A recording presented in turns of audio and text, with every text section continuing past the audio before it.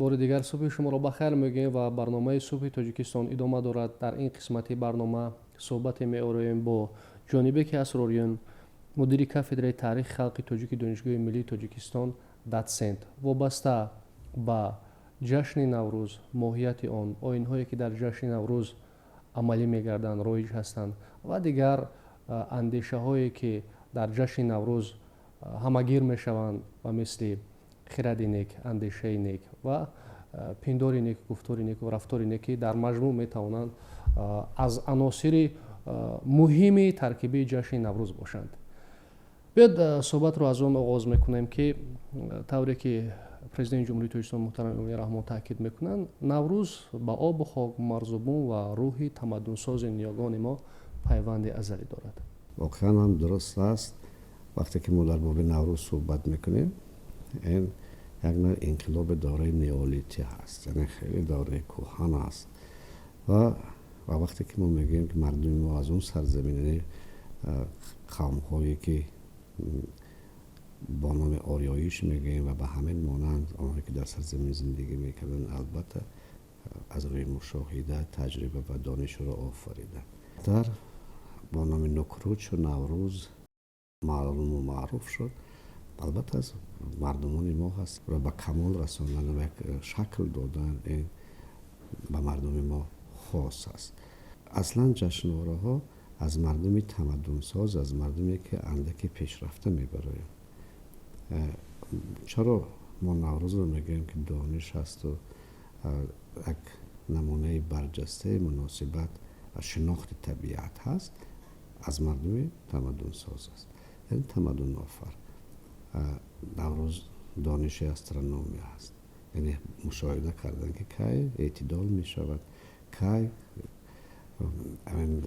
خود طبیعت زمین روت و اوریان با روپوش میکند با سبزه های زیبا و با همین مانند. اینه درک کردن مدت خیلی طولانی این البته دوام کرده است. و دیگر ببینید که چند نقطه های دارد که به ما در مجموع خاص هستند. این چیزا گیگین است، یعنی بهداشته هست. دانش های دیگری که نظری هستند، شب و روز هست، ستاره ها هست، گردش فلک هست و در کوهستان ما باز در شکل بهتر و خوبترش تا امروز شب و روز رسیده است و به خاطر آنکه فرق کنیم ما باید دو نوروز از هم دیگر فرق کنیم که نوروز شهرستان ها هست و دیگر نوروز کوهستان کوه منظر. در شهرستان ها می توانست بنیادش بماند، داره چوی افزودن ها از حسابی آمد و رفت دیگر چیزها پیدا می شود، ولی در کوهستان در همون شکل بنیادش اصلش می ماند و ما متاسفانه کمتر ایره تحقیق کردیم. زیباییش در این است که از ستاره‌ای که پیدا می شود، از اولین رستنی که پیدا می شود، از اولین گیاهی که ما داریم، از گیاه نوروزی میگیم، در جای سیاه‌گوش میگیم، گل زردک میگیم، گل نوروز میگیم. این چیزهای خیلی زیبا هستند. این خودش پیدا می شود، طبیعت میگه که من رسیدم. مدت چند هزار سال در خاک زمین ما تشکل یافت، اما از ستون مهرش با پورگی چیزی کامل گردید که امروز دیگر هم قبولش کردن. چند نقطه‌ای که در اینجا میتونید تقریبا همه نمونه های دانش های انسانی در نوروز هست. بهوده نمیگه، اگر هرچند که در باره دیگر هست ما میتوانیم بگیم که یک نهال بسیار تنومنده هست که همش از خیرات و دانش عبارت است و قول فردوسی همه شاخه و پند برگش خیرات هست، همون درختی که ما میگیم درش نوروز.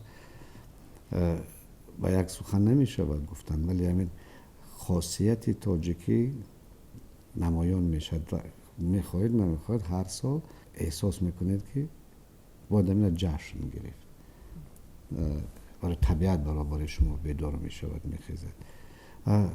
احترام آب در جشنواره، احترام گیاها در این جشنواره، از عنصرهای شگرف نوروز هستند. احترام همه میوه‌جاتی که موجود است، احترام خود انسان، یک گومانیسم بلند نوروز است که در همین ظاهر می شود.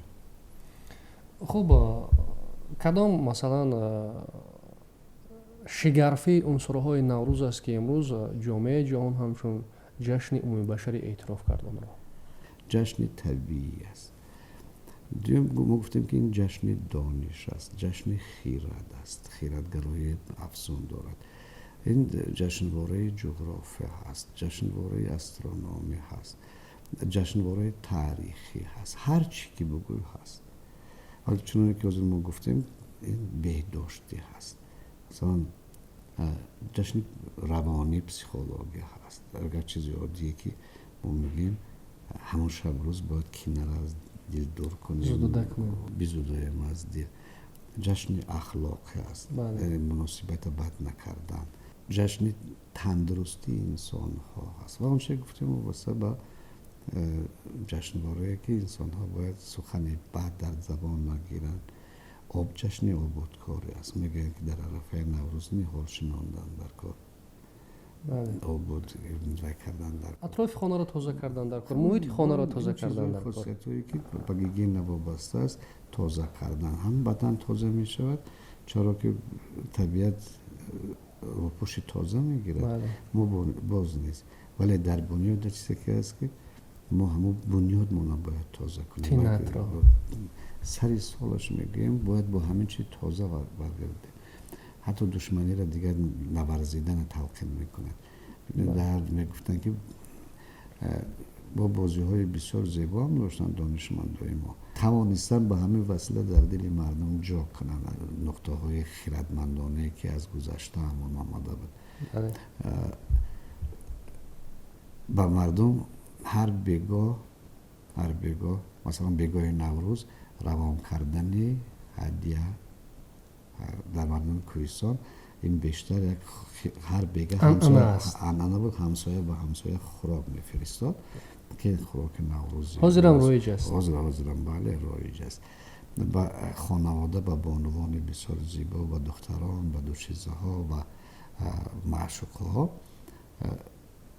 دستنبوی میفرستادن، یک چیز زیبایی که آماده میکردن مثل حاضرم هست. این دستنبوی عطری خشک است که با میفرستادن، در کاغذ میفرستادن، کاغذ دستنبوی میگفتن میفرستادن و میگرفتن که خود نوروز است. حتی با شخصی که شما در دل کینه داشتید و یک هدیه میفرستید و احساس میکرد که الله که شما را بخشیده است، اون این کارو میکنه. قلب‌ها پالوده شدن. این چیزهای خاصیت‌های معنوی نوروز خیلی زیاد هستند، با تفکر انسان وابسته است. و مهمتر از همه در این جشن نه تنها یگانگی انسان ها هست، بلکه یگانگی انسان با طبیعت هست. ما باید بشناسیم. میدونید در همون غذاهامون این نمایان میشود. هر غذایی که میکنیم بیشترش یا دانگی هست یا از همون علفهای سبز خودی بهاری است، طبیعت هست. یک غذای بسیار مهمش هست این سومانک دیگر خاص یگان اید نیست بجز از نوروز، برای که سبزه نوروزته گندم ایجاد می شود. در ادبیات هندی سوما است، در ویده ها سوما. در ما درخت خوم بود، از آن شربت تیار میکردن که به مردم بسیار منفعت داشت. خب در اطراف هم بسیار صحبت کردن ممکن است، ولی یک چیز با طبیعت باید در قیاس بگیریم. همین سخن اطراف شیره می رود. در بهار شیره رستنی ها به تنه می دود، به تنه رستنی ها می دود. در انسان ها اصلا شیر غذای مهمترین است که مادر به فرزند می دهد. ریشه هم وقتی که زنده می شود شیره به بدن رستنی می دهد که او حاصل می شود. این ما شیره میگیم، در شکل هوم قبول کردیم، شیر گفتیم، هندوها سوما گفتن، با در ادبیات یونانی با نام شیره گل نکتر. و در سومانه که ما این چیز هست زیباییش هم دارم این است که ما وقتی که میپالانیم تازه میکنیم و میپزیم، این در اصل 21 در امریکا اصلا این را کشف کردن و از همین سبزه نورسته گندم یک داروی هم تیار میکنن یک آبی تیار میکنن که ویتگراس نام دارد و اونا استفاده میبرن برای جوان کردن جسم ارگانیسم. ببینید چقدر اثرهای اینا ما درک کردیم، یگان ما دریافتن. این اصلی آن همون شیره هست. در ما شیره اصلی در معنویات ما چی هست؟ خیرد ما هست، دانش ما هست، فهمیش ما هست. و باید بگویم که اصلا در ما معنویات برتری دارد نسبت به مادیات. همان وقت نوروز زیباگی را میپرستد. همون جای زیبا هست، محیط زیبا هست و برای چه لباسی تازه میپوشند؟ طبیعت پیراسته میکند پیراهن خود را. این باید پیراسته کند، درسته، بوی خوش از شما بیرون بیاید.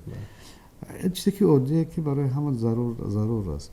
دخترها ما کمتر توجه میکنیم.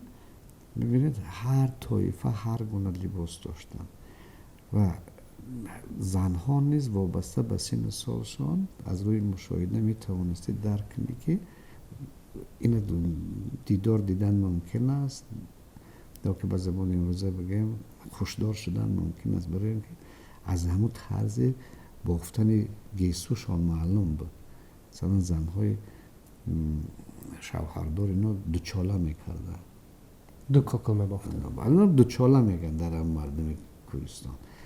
بعد 5 تا بود، اینا همش معنی داشتن. این دخترها جمیلک میبافتن، سینی سال رو جمالک میبافتن، خیلی چوبای میکردن. بعد چلکاکل میبافتن، هر کس به سینی سالش بود. لباس ها نیز هم خیلی اهمیت داشتن.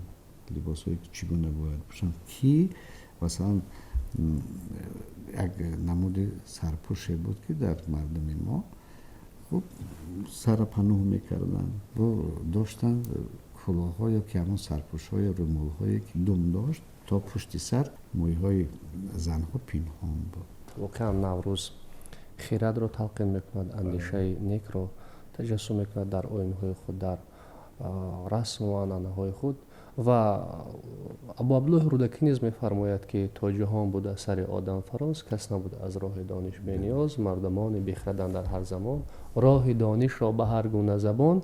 گیر کردند و گرامی داشتند، تا به سنگ اندر همه بینگاشتند. اکنون میگذاریم بر سر آن مسئله که امروز صرف نظر از آن که خب درباره آیین‌های جشن نوروز که رایجان امروز در کوهستان، در مردم کوهستان، و آمدیم به جهانی شدن جشن نوروز در شرایطی که اوضاع جامعه جهان بسیار اوضاع حساس است، مرکب است، پیچیده است، میتوان افتخار کرد، میتوان شکرگزاری کرد که این جشنی که نیاگان ما دریافتند، پدید آوردن، جهان را، بشریت را به نیکی، به همبستگی، به صلح، به خیرخواهی، به نیکاندیشی، به گذشت کردن تلقین میکند یا اینکه دعوت میکند. در این راستا چی فکر دارید؟ جشنواره ها اصلا به خاطر شادی مردمان است، به خاطر به هم آمدن و همایش مردم. همه با شادی و خرسندی اونجا جمع میشوند، همه یک نیت دارن که ما باید عید کنیم، شادی تن نندازد، شادی کنیم، تن نکنیم. نیروی خیرت، نیروی شادی افزا زیادتر باشه در این پیروزی نور بازو. یعنی همین خود به خود همایش است. بله. و به هم آوردن مردم است. آن چیزی که ما میگوییم برای هیچ کس بیگانه نیست. وقتی که در دسترخوان تخم میگذارن که نشانه زندگی هست.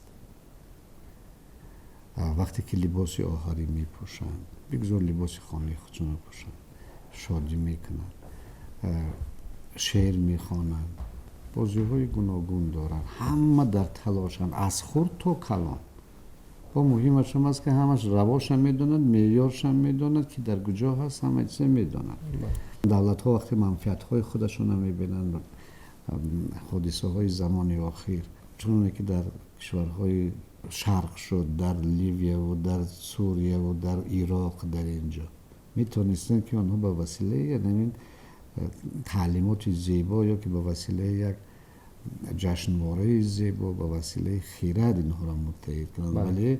وقتی که خرد گوش کار دارد و وقت یراق صدا میدهد. همین رو دیده مردم عالم قبول کردند. ما نه گیاه های تاجیکستان نمیشناسیم، نه پرنده های تاجیکستان نمیشناسیم، فرقی نمیکنه.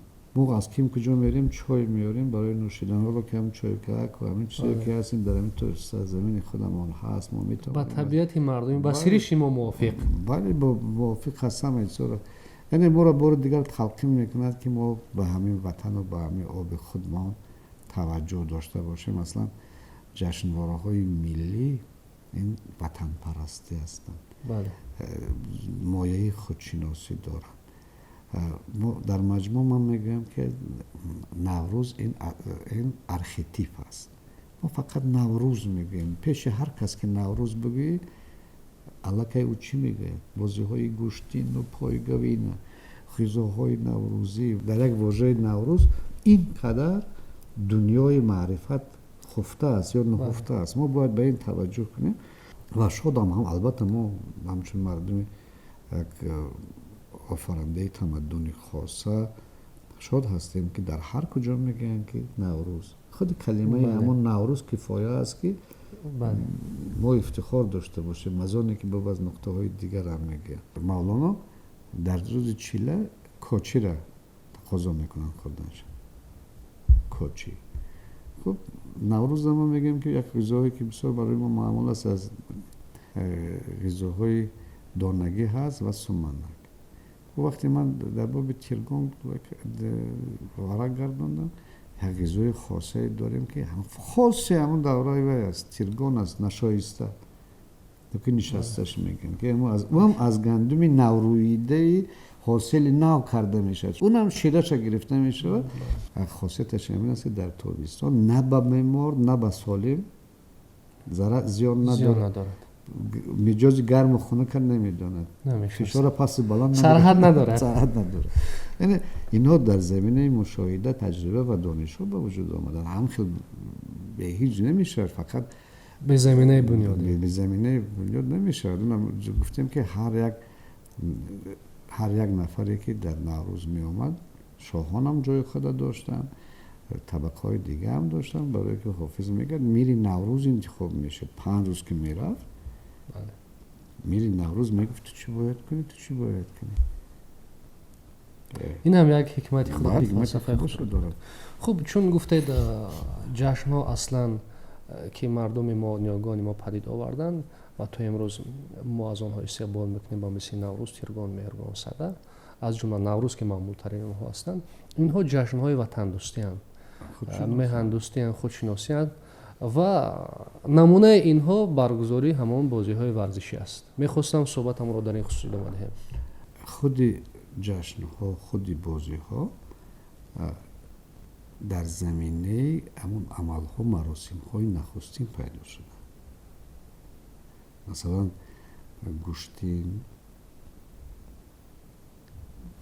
دورزنی در گرد دوره و اینها، اسب دوانی، با اسب دوانی بسیار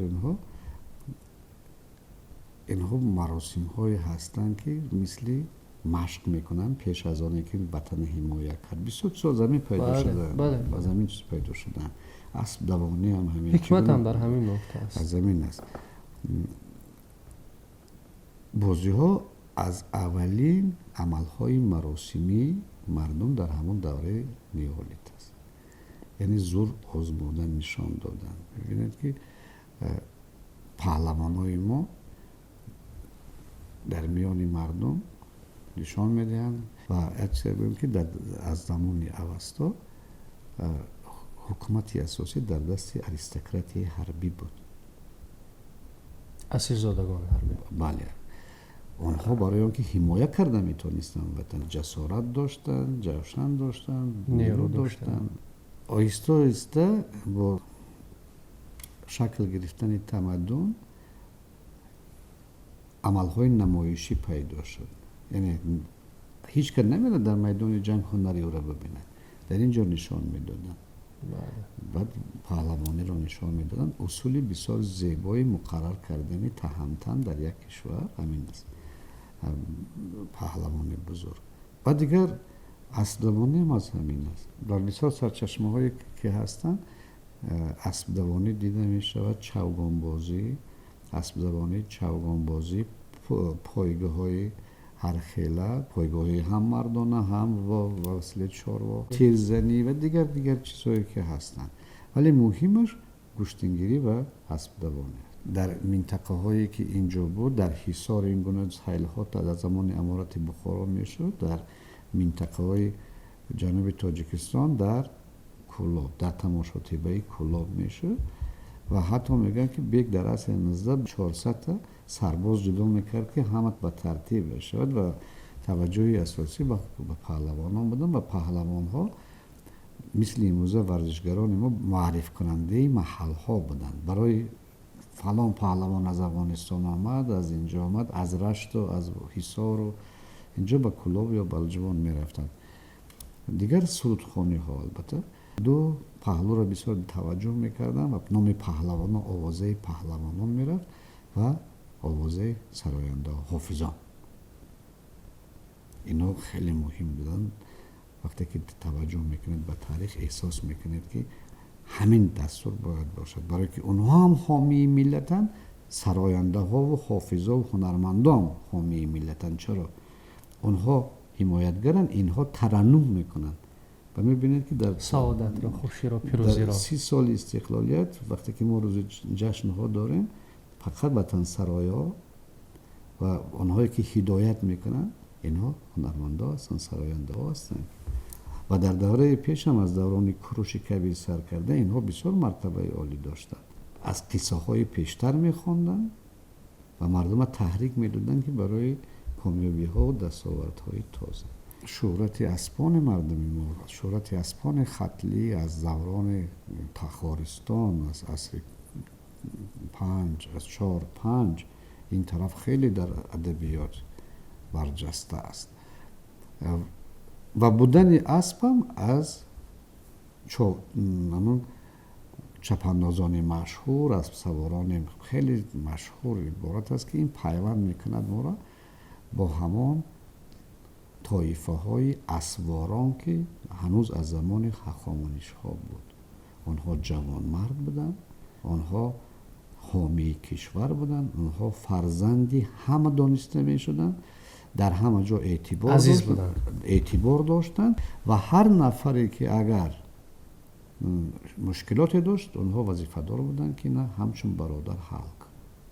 تشکر زیاد. خوب آمدیم از تاریخ نوروز، از ماهیت نوروز آمدیم تا به دوران صاحب استقلالی که هنرمندان، اگر پهلوانان از زور و بازوی خود مردم را شناس میکنن، آشنایی میکنن، معرفی میکنن، هنرمندان مثلا فرهنگ را ترغیب میکنن، پیروزی سپهسالاران را ترغیب میکنن و عین زمان با مردم روحیه بالیده میباشند، ذوق تام میباشند، طبع کامل میباشند.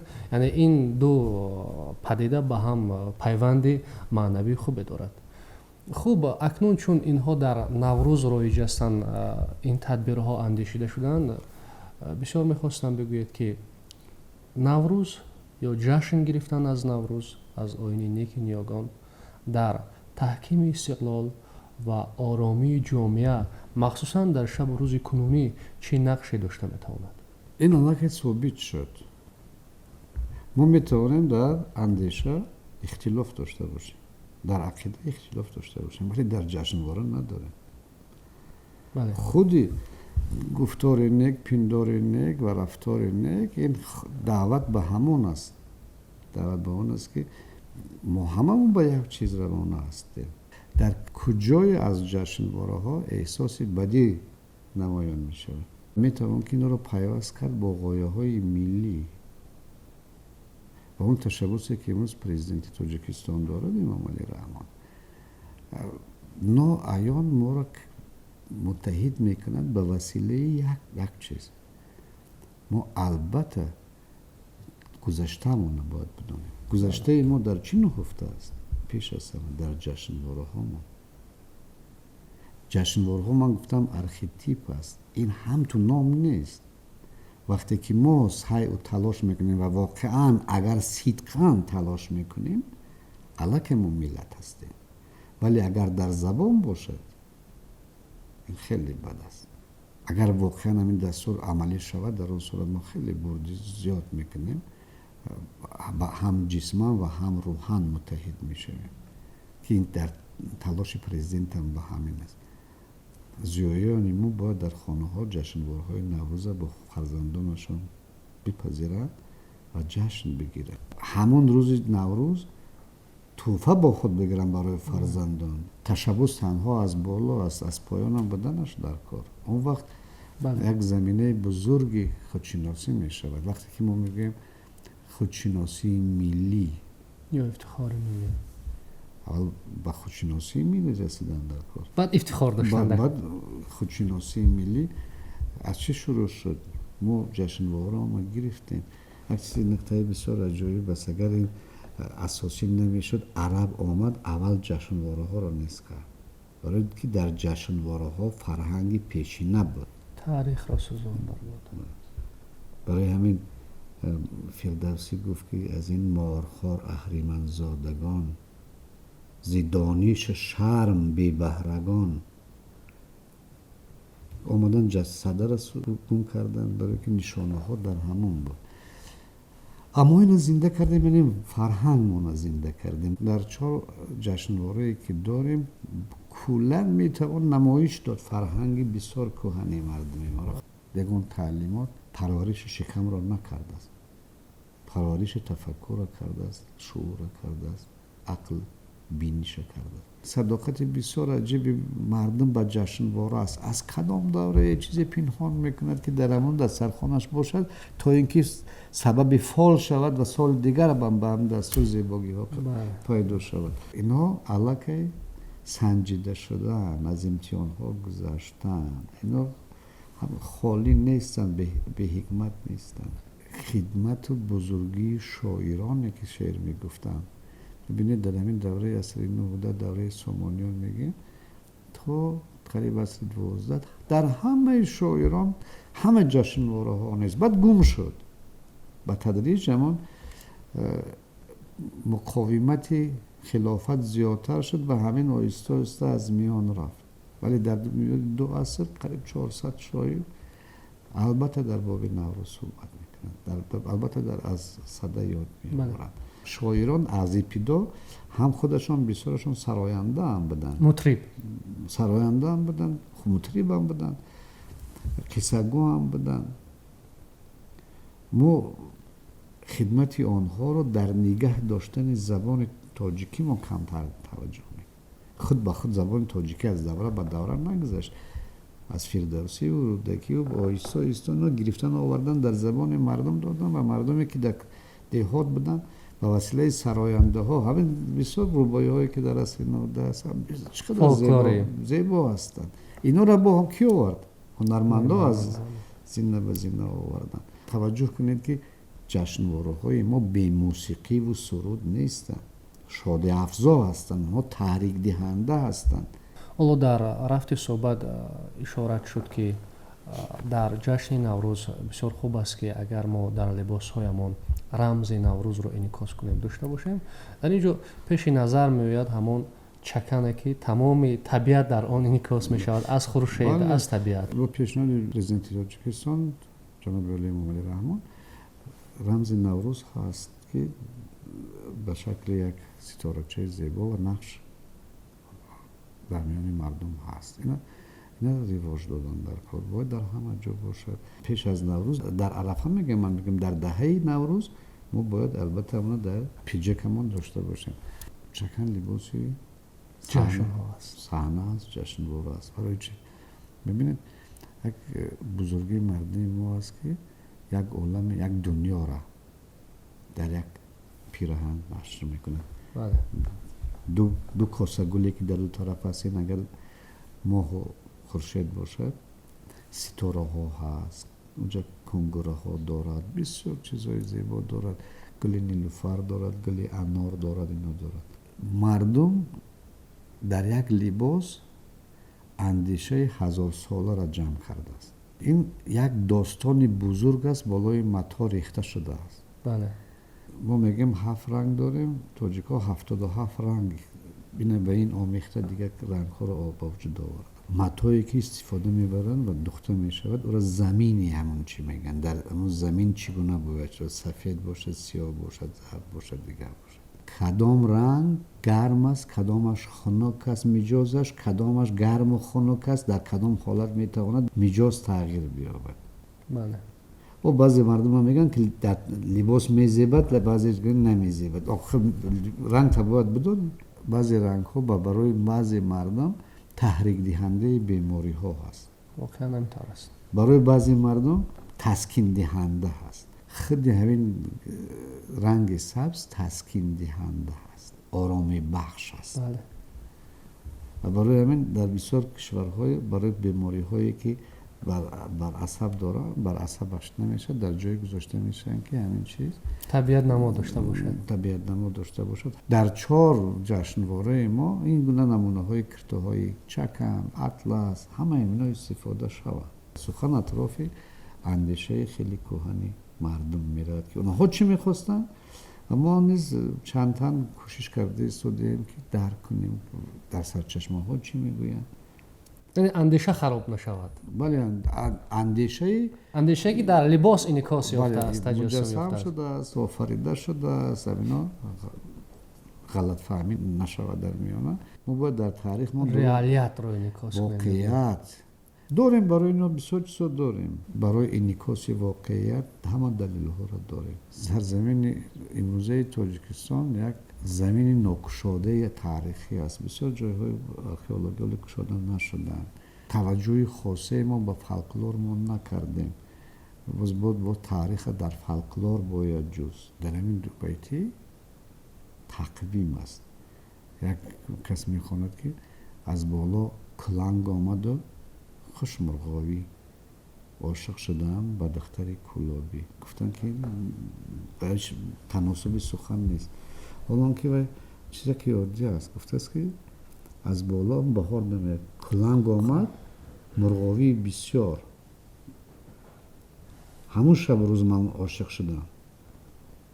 خوش مرغاوی نیست، خوش مرغاوی. این ما استفاده میبریم این عباره ها را. یکون معرکه میگه خوش آدمی آمد، خوش گفتی. همه این چیزا را توجه باید کرد. در اون صورت ما البته به مقصد ما میرسیم و هدف هایی که در جشنواره‌های ملی گذاشته شده آنها است. پیشوای ملت محترم امام رحمان در شناخت نوروز بسیار اندیشه‌های زیبا دارند. از جمله میگویند که نوروز زاده خرد است، تفکر سالم است. همون گونه که گفتیم در رفت صحبت یادآور هم شدیم. اما ادامه منطقی سخن این است که جناب عالی ما رو تلقین میکنند، راهنمایی میسازند که در عرفه جشن نوروز خیرخواه باشیم. از حال برجاماندگان، پیران، معیوبان، بیچارگان، بینوایان خبردار باشیم، نیایش کنیم در مجموع. همین گونه ما رو تلقین میکنند. در این خصوص شما چی نظر دارید؟ یک احترام ویژه من به پرزیدنت تاجیکستان جناب علی امام علی رحمان از آن است که او فرزند طبیعت است. فرزند طبیعت تاجیکستان است. با خون و پوستش فرزند این دیار است. درک میکند، تنها آدم درک میکند، بلکه طبیعت درک میکند. او در کوهستان زاده شده است. برابر همون گندمی همون منطقه روست است، برابر به آبی سوخت است. همه چیز خوب درک میکند. همون خودشون میگن. بله. در عملهاش، در حرکتهاش، در همه چیز دیدن ممکن است. ببینید تشبوسی که امام علی رحمان بنیاد میخواد سالهای 60 شروع میکردیم. تاجیکستان جنگلستان میشد، یک جنگلی بسیار بزرگی میشد که برای همه چیز به طریق دیگر بگم اگر هم سالهای 60 همین عملها را همون باغستان میشد، گلستان میشد. نیروی بزرگی که شوروی داشت میکرد و چقدر کشور زیبا میشدیم. از روزی که آمدن میگه که نوروز نهال شنانه است. نوروز شناندن یک گل است. نوروز شناندن پای دیوار خانه است، خانه اندازی است. با فرزنداتون کوشش کنید. یک نقش دوختن است، یعنی آباد کردن است. همین چیزا میگوید و در همین مدت تازه میبرید بسیار منطقه را شناخته نمیشد که در اخزار شده است. بسیار مردم ضرور است که مسئولیت احساس کنند برای مردم تاجیکستان است، برای آیندگان است. وقتی که ما در مورد خیرات میگوییم جای دیگر بحث ندارد که در اون بدیل باید جون نداشته باشد، جون نمیگیرد در اونجا. چرا؟ از دوران خیلی پیش است که یکی از آیین‌های نوروزی این بود که همه را برابر میکند. نوروز وقتی میدان میبرد همه برابر است، دستگیری هم دیگر. البته خودش اشاره به همون است که طبیعت انسان ها را آفرید، باید انسان برادر انسان باشد، به همدیگر نزدیک باشد و کوشش کند که یک نفری که از نظر جسمانی یا روانی یا روانی کامل نیست، به اون کمک باید کرد. نیاز دارد. هم نیاز دارد. باید البته این رسالت انسانی است. آخه از جشنواره ها اینو تقویت میدهند. گرد سفیدی بگیریم مردی، این همون اشاره به همون جوان مردی های اسواران است که بعدتر در اروپا با نام ریتسرها مشهور شدند. همین است. یا سعدی میگه که اگر ببینید و بینا و چه هست. خب شکل دیگرش هست، میگه که لاف سرپنجگی و دعوی مردی بگذار، عاجز نفس فرومایه چی مردی چی زنی، گرت از دست بیاید دهن شیرین کن، مردی آن نیست که مشت بزنی بر دهنی. همین کار در همین روز اگر با سخن یک نفر خرسان کردی و اگر با شیرین، چرا میگن در نوروز صبح خیس یک انگوبین بخور دهنش شیرین کرد. البته دهنی بد هیچ وقت با انگوبین شیرین نمیشه. مقصد همین است که اشاره است که همین روز اقلا گپی بد نگو. بله. با یک نفر دیدی پنداری نگ رو در خود را اندازی کن. با همین سخن نگ در همه وقت ضرورت است. چرا ما یک نفر رو بگیم که گرمیت پاک است و دل پاک است و پاک است آرزو. تلقین میکنه در این طبیعت که اکنون نوبتی کشت رسید. حالا که در دوره پیش میگفتن که دانه کاریدن تخم اشویی کاریدن است. تخم اشویی یعنی تخم راستی کاریدن است. چرا این کار میکردن؟ و زندگی در پیش بود و آیین‌هایی که به این وابسته است. کشت کردن، باغ آباد کردن، دست یک بینوا را گرفتن، سخن نیک گفتن و به همین مانند هزار چیز آیین‌های نوروزی هستند. و مهمترش از همه در نتیجه میبینیم که تاجیکستان از آنی که تصور میکردیم باز زیباتر و بزرگتر میشد. همین مردم متحد میکنن. در راستای دستی هم گرفتن صحبت کردیم، سخن نگفتن صحبت کردیم. آنجا شما بایتی که پرچه شعری که از سعدی قرائت کردید خوندید. عمر خیام نیز میگوید که گر بنده کنی به لطف آزادی را، بهتر که هزار بنده آزاد کنی. یعنی یک نفر رو که با لطف و مهربانی، با سخن شیرین، با خوشگفتاری، شیرین گفتاری، شکر گفتاری به خود مسخر میکنی، رام میکنی، دوست میکنی، رفیق میکنی، بهتر از آن است میگوید که جمله مردم را از بندگی رها کنی.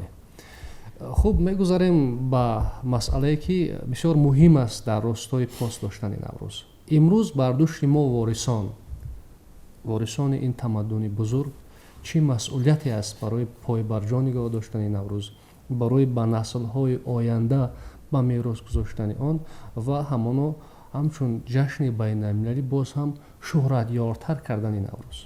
با جهانی شدن نوروز یا بین المللی شدن نوروز در ما مسئولیت زیاد شد.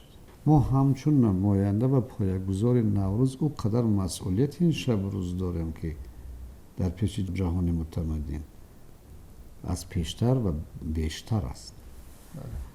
یعنی هر عملی که ما در دنیا میکنیم باید سزاوار همان بنیادگذار نوروزی باشیم، اجدادی که نوروز را آفریده و از دیگران پیشتر رویم.